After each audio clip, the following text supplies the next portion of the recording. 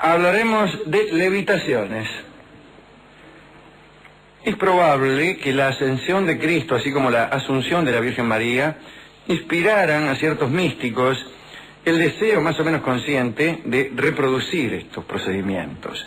Las levitaciones más famosas fueron las de Teresa de Ávila, Bernardino Realino y Francisco Suárez. Hemos hablado aquí en este programa ya de José de Copertino y de María Egipcíaca. Santa Teresa, que dentro de su misticismo poseía un espíritu sumamente positivo, se quejaba de levantamientos en el aire que no podía evitar y que parecían estar en relación con un gran desgaste que la dejaba maltrecha. Sabemos que Santa Teresa vivió durante casi todo el siglo XVI. Ella misma escribió que la primera vez que levitó fue un día en que estaba en el coro con todas las religiosas arrodilladas. Estaba esperando recibir la comunión. Estuvo así arrodillada, ella también, como sus compañeras, pero en el aire. Y notó espantada que podía ver las espaldas de sus compañeras durante sus rezos. Bueno, si estuviera arrodillada en el suelo también.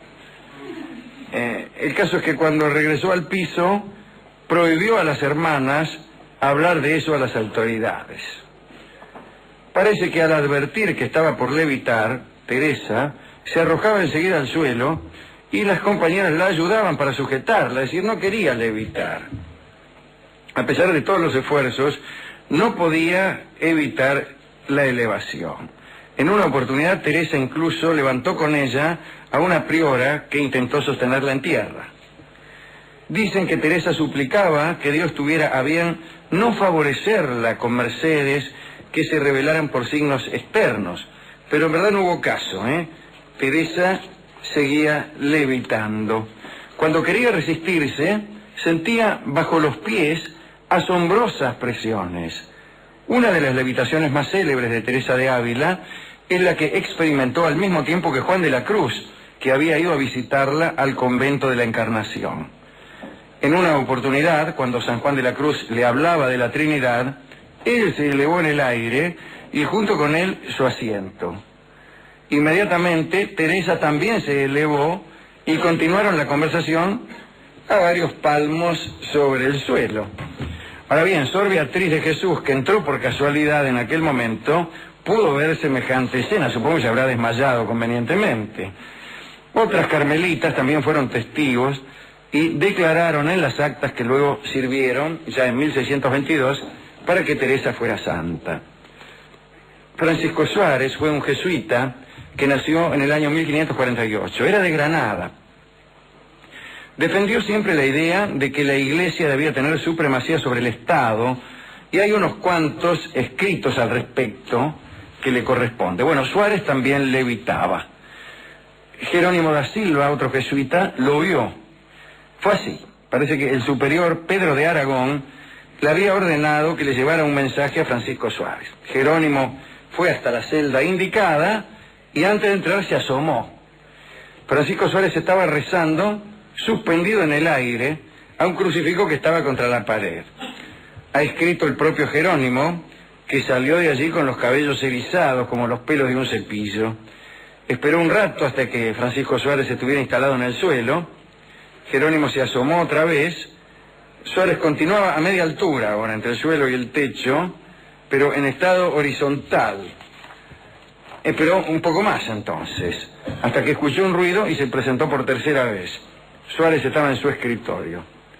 Entonces Jerónimo le dijo que el superior lo esperaba hacía un rato. Suárez preguntó por qué no se lo había dicho antes, y Jerónimo debió explicar que no quiso interrumpir su vuelo y provocar su ira o un accidente. Imagínense, usted está levitando, sí, le tocan el timbre o le abren de golpe y por ahí se da un porrazo. Y bueno, ante esa objeción, Francisco Suárez se rió y suplicó a Jerónimo da Silva que nunca contara lo que había visto. Jerónimo da Silva evidentemente no cumplió porque nosotros nos hemos enterado. Un contemporáneo de Francisco Suárez fue el padre Bernardino Realino, otro que fue visto en estado de levitación. Lo vio un tal Tobías da Ponte, que parece que andaba por un corredor y al pasar por la celda de Bernardino, vio al padre durmiendo en el aire. Era una levitación notablemente involuntaria.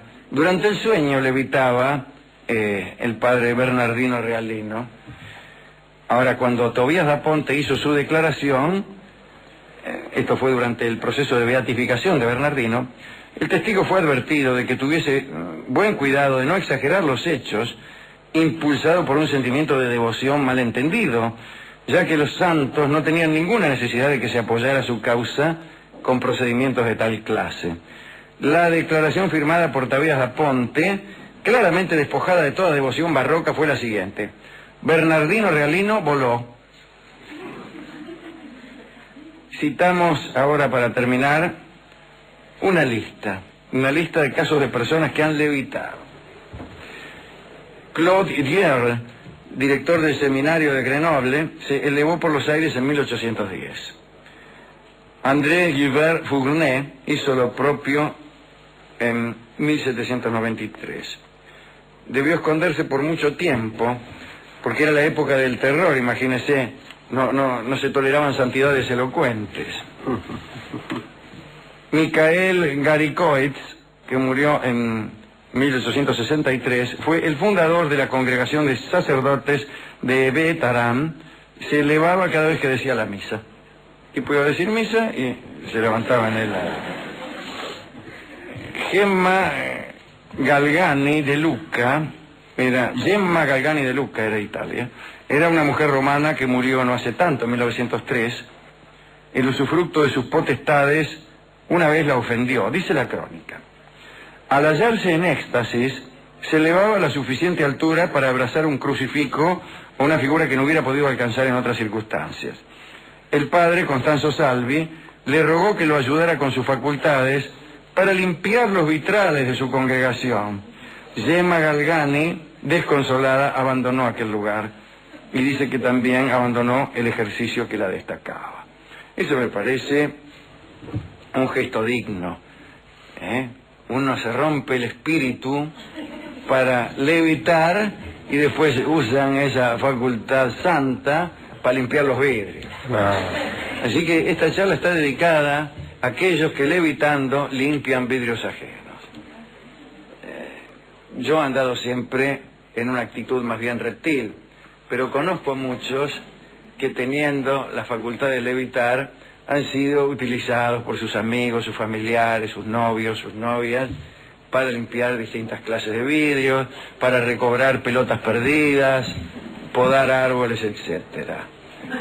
Inmundicia sobre la memoria de aquellos que utilizan esta virtud santa de sus amigos para actividades prosaicas. Hemos ido a la discoteca para ver con qué podíamos ilustrar este recuerdo de los que levitan, y el discotecario, elevándose en los aires, alcanzó el último de los anaqueles y de allí extrajo este tango de Charlo que se llama Ave de Paso.